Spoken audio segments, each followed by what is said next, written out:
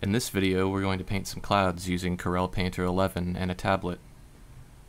What we'll be painting is going to end up looking pretty similar to this, so I just kind of wanted to show you it first so you get an idea of what we're going to be doing. Just some basic clouds and a little bit of hills in the background and a little bit of horizon, but we'll mainly be focusing on the technique of painting the clouds. The rest is just kind of there to contain it. So let me close this out really quick. And just for example's sake, I'm going to make a canvas that's 600 by 600 pixels at 72 dpi. That's probably way too small for something you're going to want to work on that you're going to use as a piece of finished artwork. You'd want to make something much bigger. If you look at how many inches that equates to, it's only 8 by 3, so it's not going to be that big, but it does fit really nicely right here on screen without me having to zoom, so that's why I chose that size. So the first thing we're going to do is we're going to take our paint bucket and we're going to pick a nice sky color, something about between indigo and cyan, more towards the cyan I think is what I'm feeling for my sky, and something pretty bright and very saturated. And then we're going to take our paint bucket and we're going to put that in. I think that's probably a little too bright, so I'm going to back it down a little, and we're going to call that good. That'll be our base layer, and then we're going to take our airbrush. I have this saved because I use this a lot. It's the digital airbrush. It works really well, and this size is about right. And I'm going to get a darker blue, not too dark, and I'm going to shift it towards indigo a little bit. And this is going to be the top part of the sky. I'm just going to kind of paint it in. This is where it would get darker at the top. And notice the opacity is very low. It's at 17. It could be even lower. It just depends on how your own personal brushstroke is. And then we'll do something similar towards the bottom. We'll get a very light color and we'll shift it more back towards indigo. Or you could sample by holding down the Alt key, your original color, and just shift that. It still needs to go a little more towards the cyan though. And we'll go across the bottom. That would be where the sun is closer and thusly brighter, at least in this sky. And we'll go just a little lighter for the very bottom.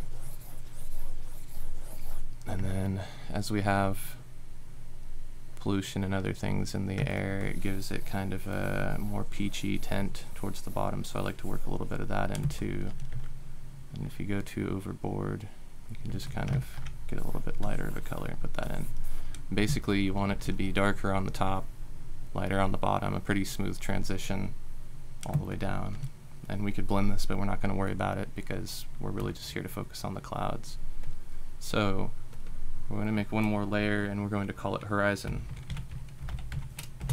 And that's going to represent the horizon line in our painting. So to paint that in, the best way I've found is we're going to get a pretty dark color. Again, that similar kind of blue color, not quite black, but really dark blue-black. And then we're going to take one of the oil painting brushes, which is Flat Oils. It's a custom brush I made. Basically, if you look in the general settings, it's set to these specific settings. It basically just makes a really hard, thick, opaque edge, which I like. Make sure the opacity is at 100%. And right about here, where it starts to get really light, towards the bottom is where our horizon's going to be, at least in my painting. And to get a straight line to go all the way across, you want to hold down Shift before you start painting. That'll give you a nice perfect straight line.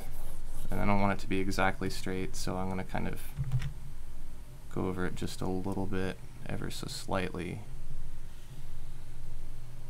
to change it up just a little. And that works pretty good. We're going to make another layer and move it beneath the horizon layer, or behind it. We're going to call that hills. It's going to be some distant hills. And for that we're going to sample holding down Alt and clicking on our color there, our main color. We're going to sample that. And using our oil brush again, we're going to pick kind of a muted, shifted maybe a little more towards the cyan, a muted light gray, a blue-gray color. Because if it's in the distance, it's going to be pretty light. And I think that works. And then we're going to click Preserve Transparency. That's basically going to stencil this off. It's only going to allow you to paint on what's opaque on this alpha channel here. So that may not make any sense. I'll just show you. So first of all, I'm going to add a little bit of darkness to the top edge of this to give it some visual interest. And then I'm going to sample right on the edge where the sky is.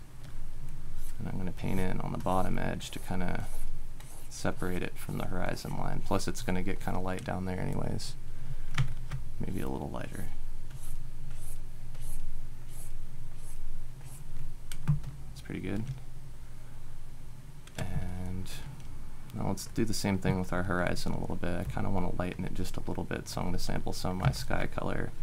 Preserve Transparency is still selected, so it's only going to paint on that layer. It's going to paint it a little bit. It's going to brighten it up a little bit. I think that looks a lot better. My hills could be just a little darker too on the sides. Yeah, it's looking good. Okay, so now the most important part. We're going to paint some clouds. We're going to add a new layer, put it on the very top, and we're going to call it Clouds. So it's good practice to name all your layers. It's even better to be in the practice of using layers. As we'll see in a minute, it can be to your advantage. So we're going to take Preserve Transparency off so that we can paint, otherwise it won't let us do anything because there's no alpha channel present. And we're going to set our blend mode to Screen up here in the Layers palette. And we're going to take our digital airbrush. Opacity is fine at 17, but we want to change the jitter from 0 as it is by default and move it up to anywhere above 1. Let's say 112, but any number above 1 is fine. We're going to take not quite white, but a very light blue, almost white, with our airbrush. A little bit smaller of a setting. And then we're just going to use circular strokes to paint in some fluffy cloud shapes. And you want these to be pretty random. You make your brush a little smaller to get some finer details.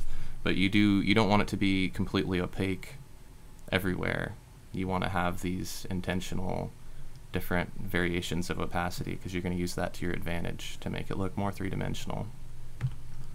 So that's good. Doesn't have to be perfect, just needs to be looking like a cloud. And now to make it look less like a cotton ball and more like a cloud, we're going to get the blender brush, coarse oily blender. This is a good brush. And we're going to set the pull to say 38, anywhere around there's fine, and the opacity will pull up to 34. Kind of mid-range settings. And we're going to use circular strokes, aiming, curving towards the horizon, or towards the focal point in the center, assuming the perspective point is central, which it is in my painting. And just kind of use rounded strokes. And basically we're just trying to build up the three-dimensionality of this cloud,